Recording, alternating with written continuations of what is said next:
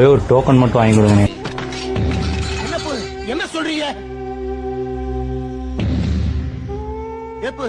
எங்க வந்து என்ன பேசுறீங்க?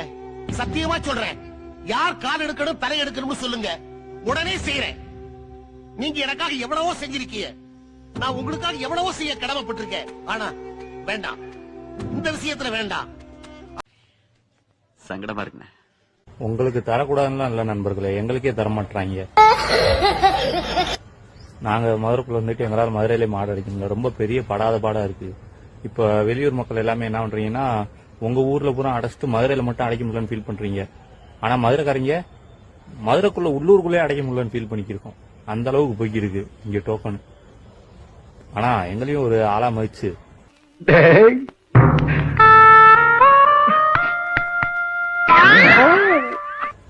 டோக்கன் கேக்குறீங்க, பரவாயில்ல.